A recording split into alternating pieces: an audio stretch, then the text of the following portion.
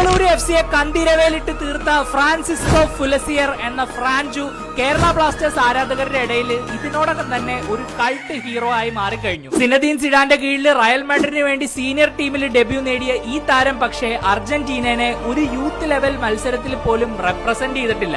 അതിന്റെ പിന്നില് ഒരു വലിയ അഴിമതിയുടെ കഥയുണ്ട്. അതിനെക്കുറിച്ചാണ് നമ്മൾ ഇന്ന് ചർച്ച ചെയ്യാൻ പോകുന്നത്. 2017 ഒരു കോപ്പ ഡെൽ റേ മത്സരത്തിലാണ് ഫുവൻലബ്രാഡക്കെതിരെ ഫ്രാഞ്ചുവിന്റെ റയൽ മാഡ്രിഡ് ഡെബ്യൂ. ഈ സെയിം വർഷത്തിലാണ് അർജന്റൈൻ ഫുട്ബോൾ അസോസിയേഷനെ പിടിച്ചുകുലുക്കിയ ഏറ്റവും വലിയ വിവാദങ്ങളിൽ ഒന്ന് സംഭവിക്കുന്നത്.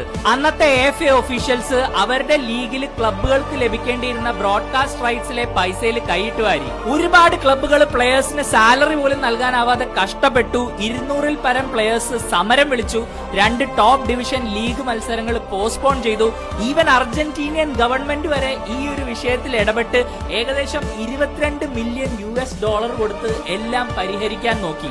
ഈ ഒരു സമയത്താണ് നമ്മുടെ ഫ്രാഞ്ചു റയൽ മാഡ്രിഡിന്റെ യൂത്ത് ടീമിൽ തരംഗം ഉണ്ടാക്കി അവിടെ സീനിയർ ടീമിന് വേണ്ടി കളിക്കുന്നത്. ഈ പ്രതിസന്ധിയുടെ ഇടയ്ക്ക് അർജന്റൈൻ ഫുട്ബോൾ അസോസിയേഷന് ഇങ്ങനെ ഒരു പ്ലെയറിനെ വേറൊരു രാജ്യത്തിൽ നോട്ടീസ് ചെയ്യാനുള്ള സമയം പോലും ഉണ്ടായിരുന്നില്ല. അങ്ങനെയാണ് ആ ഒരു അവസരം നഷ്ടമായത്. ഇതിനെക്കുറിച്ച് ഫ്രാഞ്ചുവിന്റെ ചേട്ടനും ഒരു ഫുട്ബോളറും കൂടിയായ സാന്റിയാഗോ പണ്ട് സംസാരിച്ചിരുന്നു. റയൽ മാഡ്രിഡിനെ സീനിയർ ലെവലിൽ റെപ്രസെന്റ് ചെയ്തൊരു പ്ലെയറിന് അർജന്റീനയ്ക്ക് യൂത്ത് ലെവലിൽ ഒരു ക്യാപ്പ് പോലും ഇല്ലെന്നുള്ളത് അതിശയകരമാണെന്ന്. എന്നാൽ അർജന്റീനിയൻ ഫുട്ബോൾ അസോസിയേഷന്റെ ഒരു ചീഫ് ഇതിനുശേഷം ഒരു പ്രതികരണം നൽകിയിരുന്നു. ഈ പ്ലെയർ ടെക്നിക്കലി ഫുൾ ടൈം സ്പെയിനിൽ കളിച്ചതുകൊണ്ട് തന്നെ അർജന്റീനയെ റെപ്രസെന്റ് ചെയ്യാൻ താല്പര്യമുണ്ടോ എന്ന് അവർക്ക് അറിയില്ലായിരുന്നു. അതുകൊണ്ടാണത്രേ അവർ ഫോർമലി ഫ്രാഞ്ചുവിനെ കോണ്ടാക്ട് ചെയ്യാണ്ടിരുന്നത്. ഇതുപോലെ തന്നെ ഫ്രാഞ്ചുവിനെ കുറിച്ച് ആർക്കും അറിയാത്ത വേറെ 4 കാര്യങ്ങളും കൂടെ ഇൻക്ലൂഡ് ചെയ്ത് ഞാനൊരു വീഡിയോ ചെയ്തിട്ടുണ്ട്.